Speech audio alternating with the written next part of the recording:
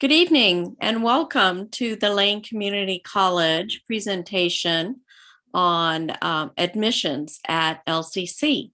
I'm Mary Beth Hepp Elam, Program Coordinator for School to Career and Career Technical Education at Churchill High School. And we have Cherie Hauk with us today. Cherie? Good evening, everyone. Thank you for coming. This is a very important evening, and we're really glad you're spending your time with us. I'm Cherie Hauk. I'm the program coordinator for the College and Career Center, or as some people call me, the email lady. You get a lot of emails from me. Thank you very much for reading them. With that, I'll turn this over to Rosemaria, who will introduce herself and start our presentation. Hi, everybody. Good evening. Welcome to all the students, parents, whoever's joining us. Thank you for spending a little bit of your evening with us. We are going to share a few things, or I am going to share a few things about Lane. You are welcome to put questions in the chat. I'm very used to answering them on the spot. If something that I talk about and you need kind of further explanation or something. And as Mary Beth said, we'll have some opportunities for you guys to also ask questions towards the end. Some of you may already know me. Maybe you visited campus before, maybe before the pandemic, I got a chance to visit your high school, maybe, met you at a fair or something. Just so you know, FYI, we are open on campus, so you are welcome to visit us. We are local, we're in Eugene, as you know. So if at any point you want to come visit us, feel free to do that. We know you have a break coming up. So if you have some questions and you want to give Cherie and Mary Beth a little break, a well-deserved break, you're welcome to reach out to us, and we're happy to answer all questions related to some of the things that we'll talk about today. Just a couple things. If you don't know much about Lane, I'm sure you do. We have multiple campuses, but most of the students that enroll at Lane end up attending the main campus, which is where we have the majority of our campus services and academic programs. Here's a few kind of fun facts. If you didn't know these already. A lot of people, especially local students and even residents of Eugene, don't know that we have a student housing facility. It's called Titan Court. I'll talk a little bit about it in the next couple slides. Although we don't require students to live at Titan Court, we do recommend it if students want that on-campus housing experience. Obviously, it will look very different from a four-year university, but that's something that's definitely available to students. As you're thinking about applying and filling out all kinds of forms, especially admissions applications, because I'm sure this is probably one of the main, content of Cherie's emails is, getting in applications, whether that be, admissions applications or things related to FAFSA or scholarships and stuff. One of the things a few things that makes us different from universities is we accept 100% of students that apply to Lane. We admit 100% of the students that apply for admissions to Lane. And most students are going to be either pursuing a career technical program or planning to transfer to university. So as a student, if you are, wanting to pursue a certificate, a 2-year degree that's more hands-on, you're not interested or thinking about earning a bachelor's degree or attending a university at some point, but you want to pursue a technical degree that's more hands-on, where you have an opportunity to work with a local employer as part of, your requirements by doing internships or, really working with your hands at any of our hands-on labs or shops. There we have over 40 career technical programs in many different areas. I'll share more about them in a few in the next couple slides. And really our career technical programs are intended for a student who's not planning to transfer to university, but is hoping to enter into the workforce right away. So we provide all the technical skills and get you work ready so that you are able to quickly get into a profession and a career and start working. There also may be some of you, maybe the majority of you, who might be interested in starting at Lane with the intention to transfer to university. And your goal is to complete your first year, maybe 2 years at Lane, and completing those general educational requirements to transfer to a university as a junior. And for some of you, it might be, reasons why you may be doing that is because maybe to keep the costs low, to stay local. There might be some of you who are thinking about taking advantage of Oregon Promise, which we'll talk a little bit more later in this presentation. So there's different reasons why a student may want to pursue a community college as a first choice. But most students, what we hear is keeping the costs low. Traditionally, community colleges are more affordable. The universities, you can save up to 50% of your tuition and being able to stay at home as well. We also have some short-term trainings that a lot of students don't know about, but we also have a massage therapy training. We have a phlebotomy CNA certification. So for those of you who are here today who are thinking about like nursing, for example, you can potentially get your CNA certification over the summer for very low cost, sometimes free, and use that training as part of your requirements for our nursing program.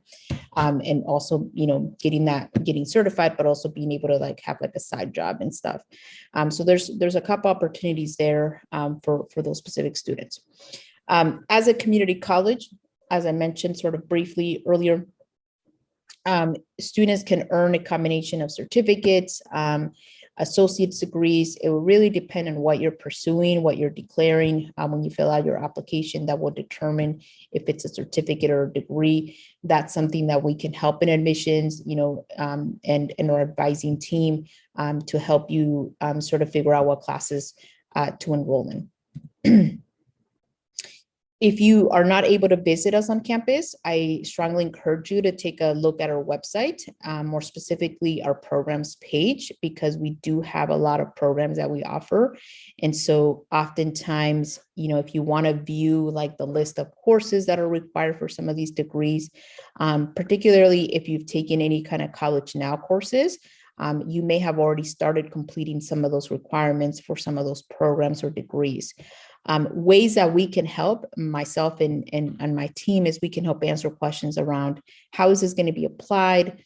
Do I need to take additional writing courses or math courses, especially if you took a writing course, College Now writing and math at Churchill? Do you have to do like a separate admissions application to get admitted to those programs, especially for those of you who may be interested in like medical programs? And I know Churchill has a few College Now medical courses, like I think you guys still offer like the medical terminology and some others.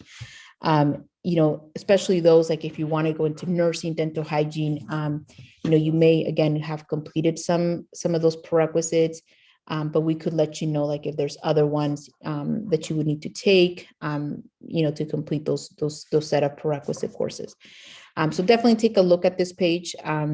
Again, you're always welcome to connect with us to make sure, for kind of specific questions about some of these areas. If you are a senior, or if you are not a senior, if you're a freshman, sophomore, junior, and you haven't heard about our College Now program, I strongly encourage you to take a look at some of the College Now options offered through Churchill and earning college credit through us. In particular, we encourage students to take like Writing 121 or higher if your school offers it. Math, sometimes schools offer Math 60, Math 95, Math 111 or higher. Those are very generic courses that a student can take if your counselor recommends it, your school does, but it allows you to earn some college credit in those particular areas. And they don't necessarily just count at Lane. They can count at other schools if you end up deciding that you're going to be attending a university or another school. especially if you don't attend Lane, you want to make sure that you connect with us to make sure that we send a transcript to that school that you're attending so that you can utilize those college credits that you earn through us. If you end up coming to Lane, we would already have that transcript and we would be able to see which College Now courses credits you completed and how they're going to be applied towards the major you're pursuing at Lane. But this is a program that's really, really great. It's available at all of our local high schools. Some of the larger schools like Churchill High School and some others in 4J usually have a lot more College Now courses. So definitely, talk to your counselor, talk to Cherie, talk to Mary Beth about ways you can earn some college credit while in high school as part of College Now. If you're looking at dual enrollment, this is something that I think has been more popular in the last couple of years, especially as we, are in this stage of the pandemic. More students, I believe, are pursuing dual enrollment because it gives students the opportunity to be dual enrolled at U of O or Oregon State and Lane. So it allows the student to, if you're wanting to have that freshman experience of living at a traditional residence halls, but primarily be enrolled at Lane, the dual enrollment partnership with both of these schools allows you to do that.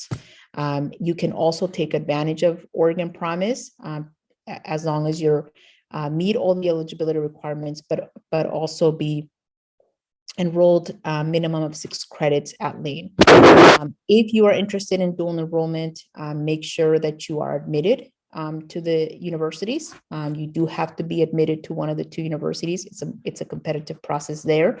And also the university's admissions offices have an additional form that's called the dual enrollment partnership form that you would fill out in order to be in their system as a dual enrolled student.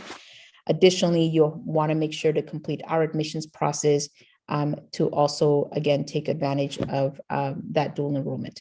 Some of the benefits are highlighted here, but really every student is different. I would say probably most students who pursue this is because they want to live at the university residence halls, but be primarily enrolled at Lane.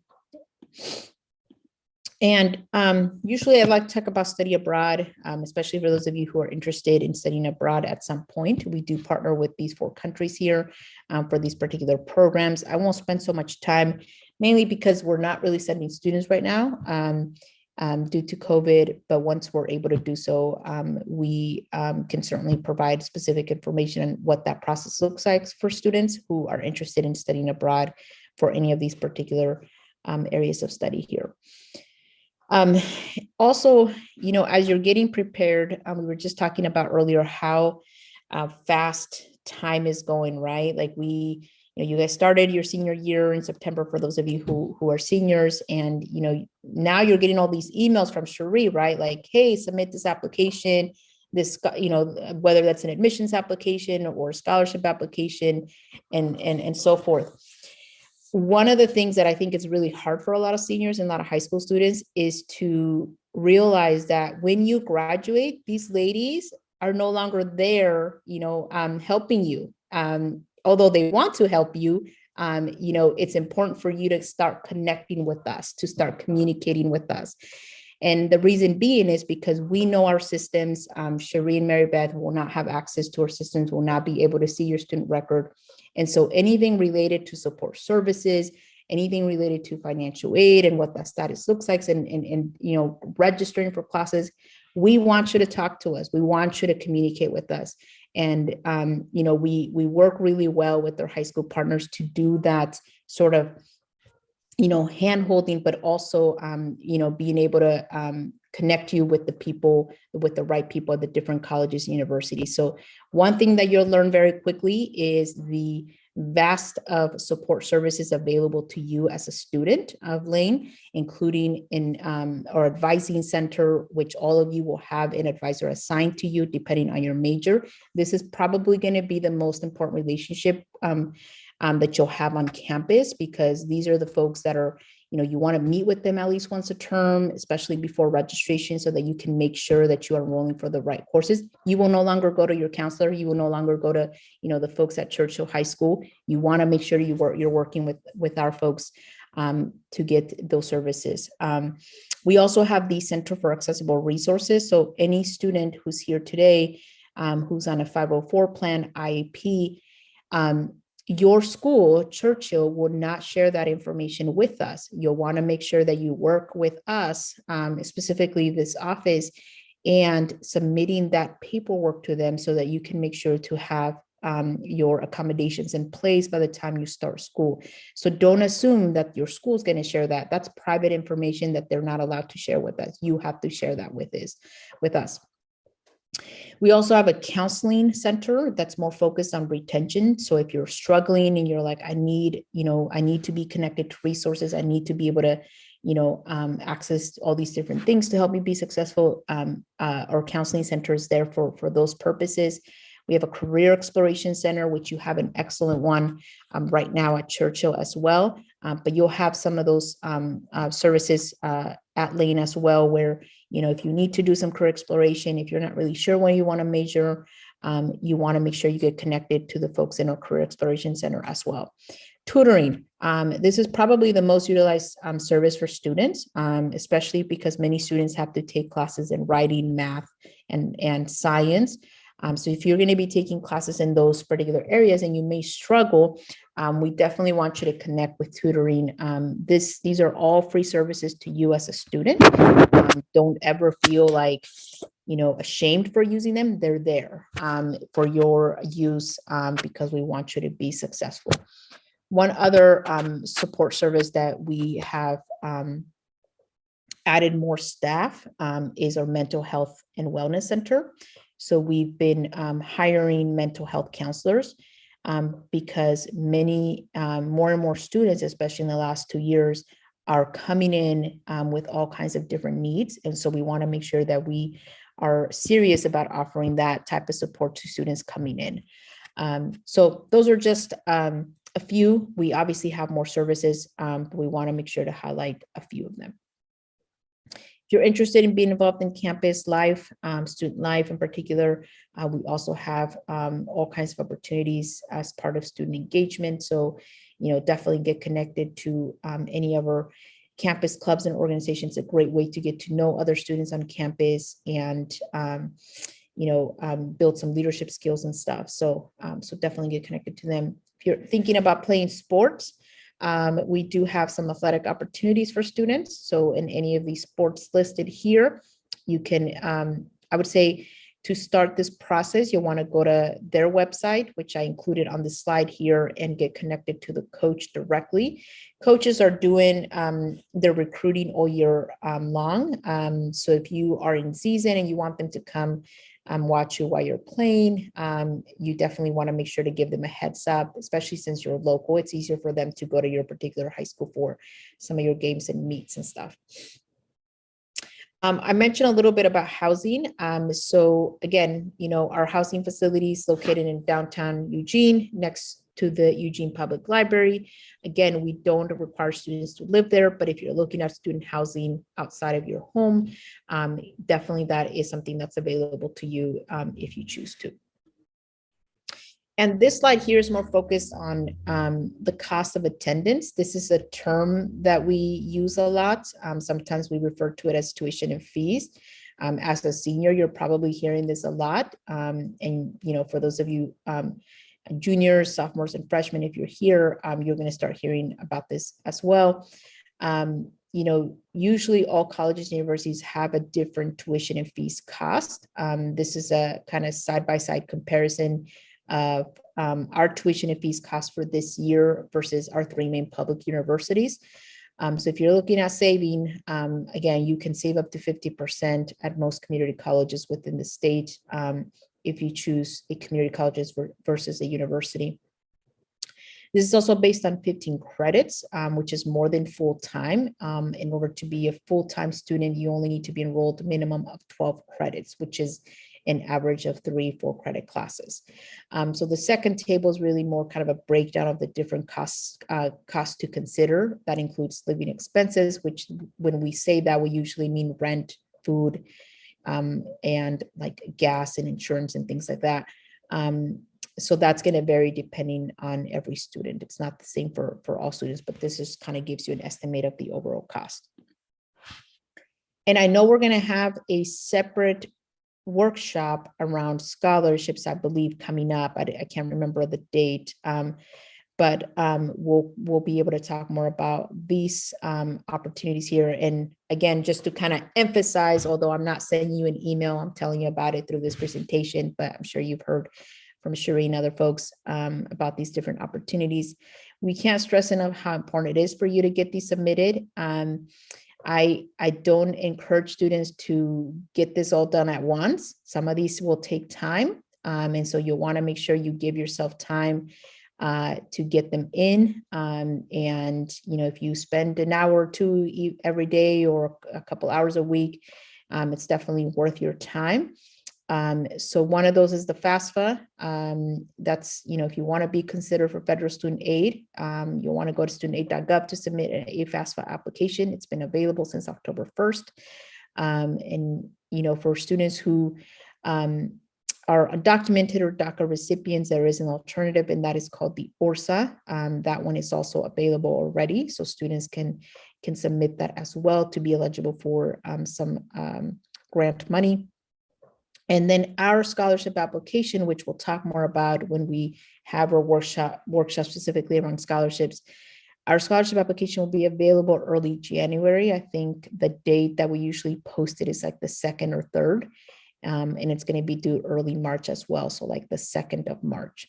So if you want to be considered for our scholarship opportunities, definitely note that in you know, your phone or wherever it is that you keep track of things to submit it.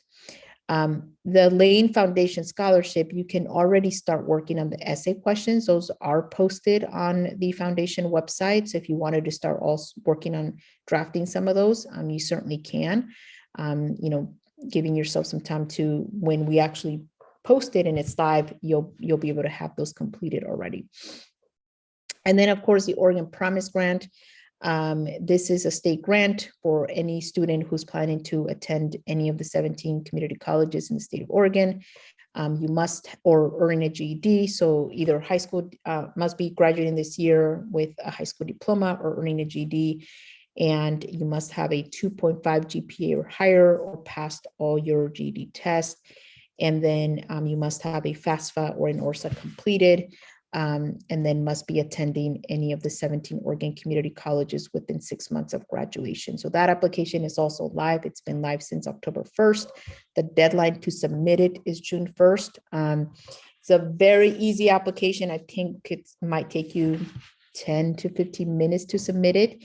One of the last questions is, you know, how do you plan to submit your report your GPA? I think you can select for your high school registrar to get that in for you. I think Cherie may be one of the, she's the person that would report that. So it's a very easy application. Definitely make sure to get that in.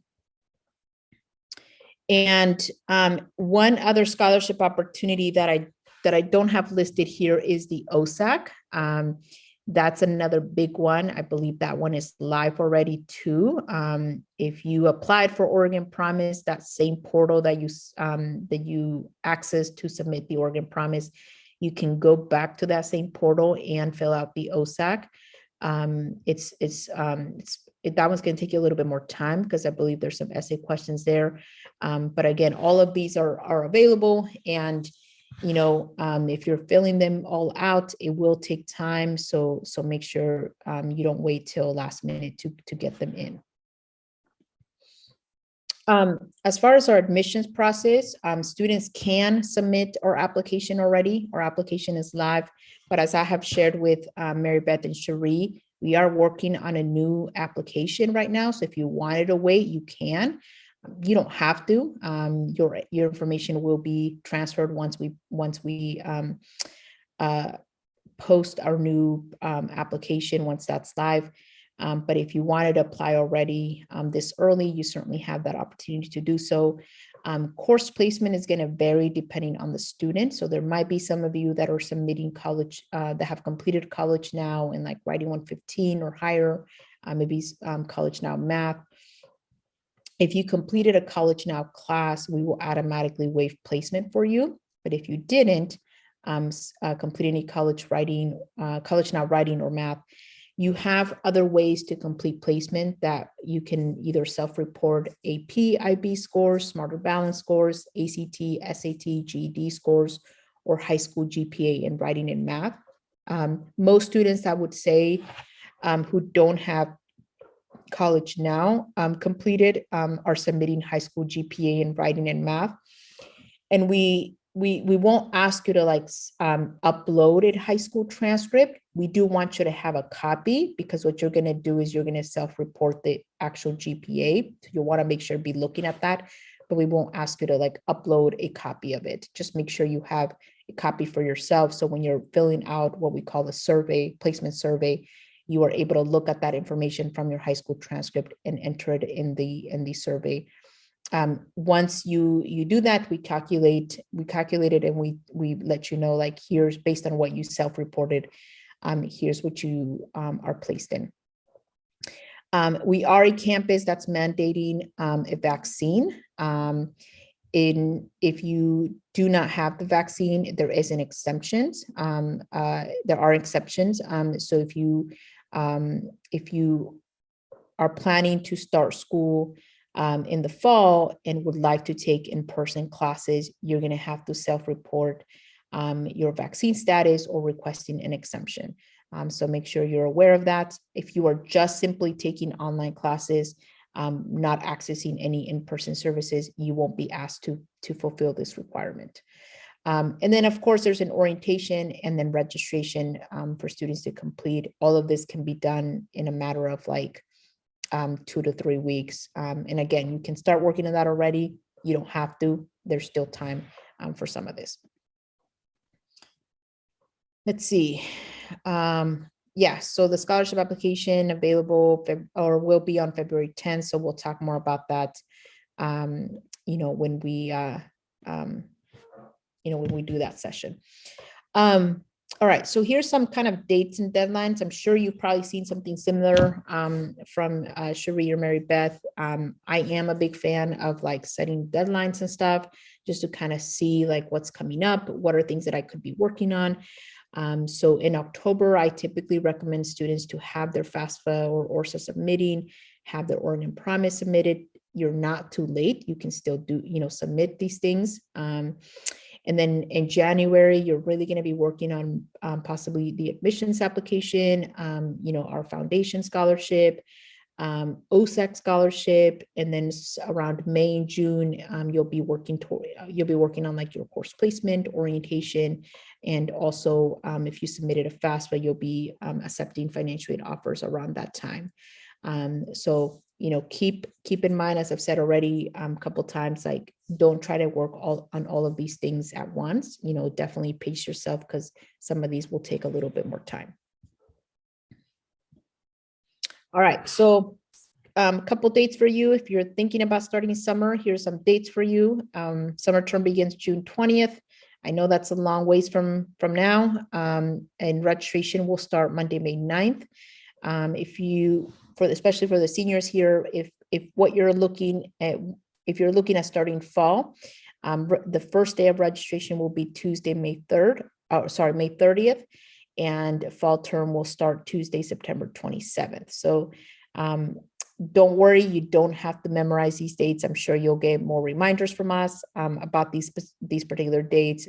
But if you're like me that keeps lists and stuff, you can certainly write those down. If you are wanting to contact me, I'm always happy to answer specific questions. You can contact our main office by emailing us at the top email. You can give us a call. We are open right now for the remainder of this month of December. We're only open for in-person services Mondays and Thursdays. Starting January, will be open Monday through Friday for in-person. If you want to contact me directly, here's my email, here's my phone number. You can certainly call me or call our office for questions or to schedule a visit or, whatnot. We're really there to help answer questions. Hopefully, I'll be able to come visit your high school. I think we've scheduled a date for May with the potential to be in person. But if we can't do it in person, we'll do something similar where y'all can ask us questions and stuff. But you don't have to wait till May. You can, like I said, always contact me before that. Visit us and let us know how we can help you. All right, so that's pretty much all the information I had for you guys. Are there any specific questions that you guys have that I didn't get to that you're curious about? You can either put your questions in the chat if you like, or you are welcome to ask them out loud at this point.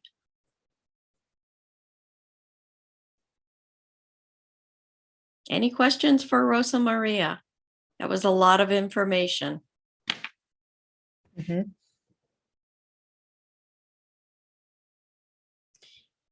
One thing that I will show you, so give you guys some time to think of some questions if you have them, is from our website. If you click on the apply and enroll and catalog, I use this page a lot. So you go to the catalog and you go to programs A through C. Here's all of our programs that we offer. So say some of you are interested in dental hygiene. You can see here, what the total of the prerequisites are, the total length of the program, some key contacts for you, the total estimated cost of the program. And if you keep scrolling down, you're going to start seeing the list of those prerequisite courses required to apply to the program. And then once you're admitted, then you're going to see the list of core courses.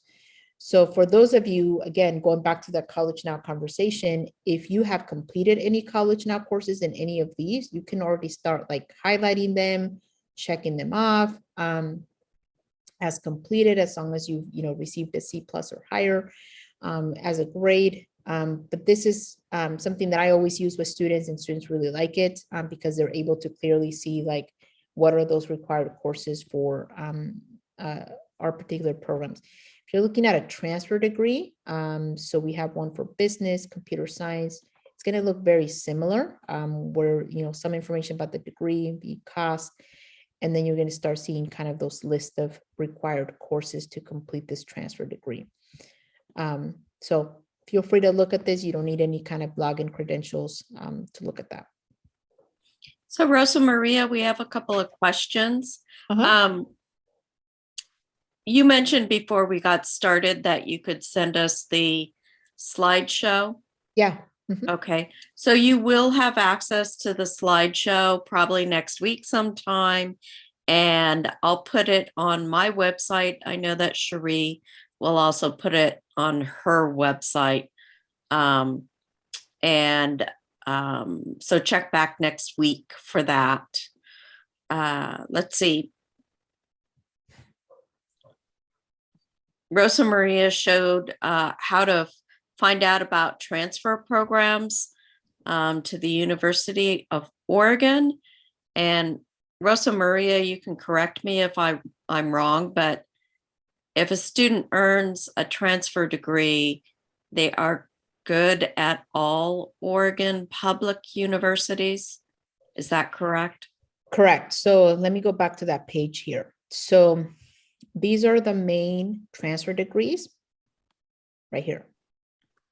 So there's one specifically for computer science. There's one specifically for business. All other transfer majors is the very top one here. Any of these applied to any of our public and private universities within the state. So as long as you follow this guide, you should be able to transfer as a junior to any of the especially the public universities, but also private, with all of those kind of gen ed requirements. Rosemary, I have a couple of questions that came directly to me. One of them is, who does a student speak to if they're new to Oregon, moving here from California? You can start with us in admissions, but if the question is around like residency, any student that comes from a state that borders Oregon, this is Lane's process. But any student that comes from a state that borders Oregon, that includes Washington, California, Nevada, and Idaho, you're automatically considered an in-state student. So you'll be charged the same in-state fee. I believe if you are going to be ultimately like transferring to U of O or Oregon State, I believe they want you to be, in order to be considered resident, I believe you have to be living in Oregon like a year or something, and then have like a part-time job, because they want you to be here for other reasons than just school. But I think this case might be a little bit different, because if you're graduating from Churchill, you would be considered a resident student. Right. And do students have to pick an area of study, or can they just take some core classes? You do have to, in order to be eligible for financial aid, you do have to declare a degree, whether that's just a normal, traditional Associate of Arts Oregon transfer degree, not like attached to like a program like business or psychology or sociology. If it's truly just kind of undeclared, but you want to make sure you select this one, because this one will allow you to use financial aid. If you are not using financial aid, if you're just, your parents are paying out of pocket, then declaring a degree doesn't matter. And the second question I have is for students who are taking AP tests. Does Lane accept those scores for any of the degree requirements, say like psychology or math? Or yeah, if a student, we usually use AP scores for the purposes of placement. So students can use AP scores for placement. So I don't know what the actual, let me hold on. I have a sheet here. So for a student who is using AP, if you earn a 3 or higher on your AP language and comp, you will be placed in writing 122. And so what that means is that you'll take the writing 122 or 227, and then those classes will be the ones that will transfer to the university, the grades of those classes. Does that help? Does that make sense? It's a student, I guess, to ask the question. Mhm. Yeah. So going back to the application process, when a student is applying, do they what's the word I want? Self-report their GPA and grades, or at what point does LCC need a transcript? So we don't need the high school to submit a high school transcript. That is not part of the process. We do encourage students to have a copy for themselves, because if a student is planning to use high school GPA to fulfill placement, that will come after the student is admitted. So in the actual application, the admissions application, there is no question about high school GPA. But once the student is admitted to the college, then the next step is going to be course placement. Course placement, you get to decide, do you want to use any of these options? by self-reporting any of these options, it allows you to waive placement. And you will get placed based on what you're reporting to us. So if you're reporting high school GPA, so say you got if you got like an A on your language arts class, I believe that places you in writing 121. So we're looking at your senior year. And yeah, so the student can use any of these options here, but at no point will Lane say, we need you to submit a high school transcript. That's never been part of our process. But we do, like I said, encourage you to have a copy, once all your grades are submitted from your high school, have that for you, with you, so that you can review it in case you are planning to use high school GPA as to fulfill placement. Unweighted GPA, correct? Mm-hmm. Yeah. If you want to take the placement test, you certainly have that option to do that. You don't have to self-report any of these, but I will say that most students are, because some students have test anxiety, or some students really, have really high GPA, or have done really well in any of these other options here, that for them, it's like, Lane's going to place me high enough that I don't need to take a placement test. But if you want to, that's available. You can certainly take that placement test. Okay, and another question, can you easily change your declared degree if you change your mind? Yes. Especially with their new process, the application that we're submitting, that we're working on right now, the new process, it's going to be a lot easier to do that. Right now, there is a delay, and it's all done through the students' MyLane portal. But with the new application that we're implementing, it's going to be a lot easier for students to do that. The other thing too is, with the new application, we're hoping to launch in sometime in January, is that students will be auto admitted. So there's no delay. You don't have to wait for us. Like, you're going to be admitted like within 5 minutes, and that will allow you to work on the other stuff versus, waiting for us to actually process that for you. And then the last question that I see for, and I'm not sure if Cherie or Rosa Maria can answer this, but about how much can students expect to get in Oregon Promise? That will depend, right? It depends on what the funding looks like. It will depend on their financial aid information, the tax information from their FAFSA. I don't think every year it's different. From all the times that Oregon Promise has been available, the process usually changes, or the calculation changes. Yeah, and it depends on if students are receiving a federal Pell Grant or an Oregon Opportunity Grant, because Oregon Promise is what's called the last in fund, meaning that Pell Grant and Oregon Opportunity Grant is going to pay for tuition first, and then Oregon Promise would pick up the difference for up to 12 credits. Yeah.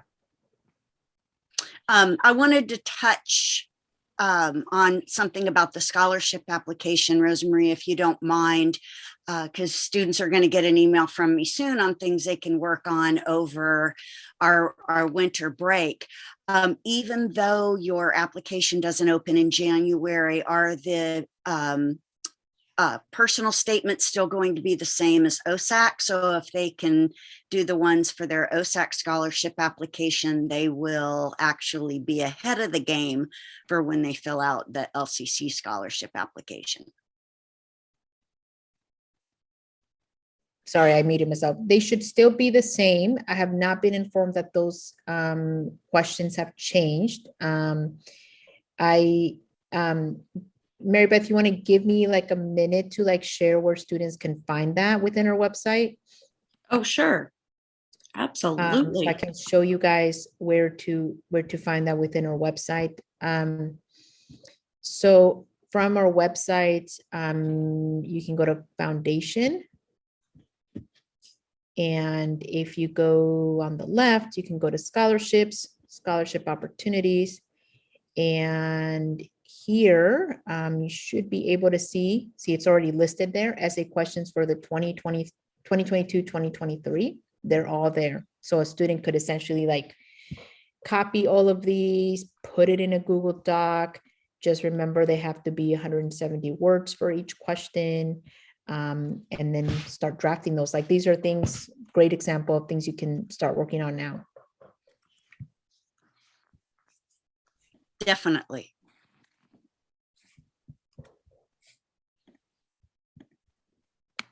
All right. Are there any more questions coming in before we move to the raffle? Woohoo.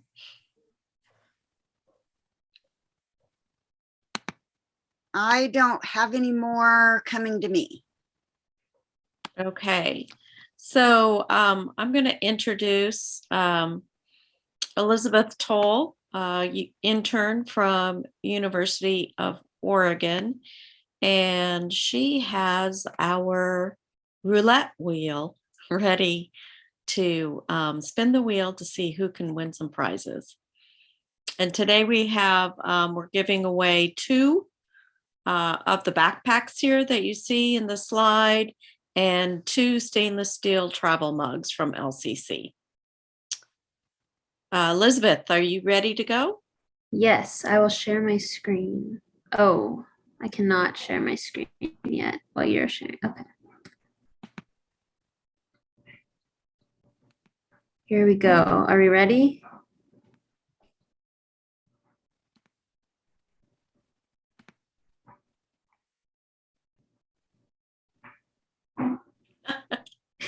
Janice. Janice Hornsby. Can you tell us what you want, a backpack or a travel mug?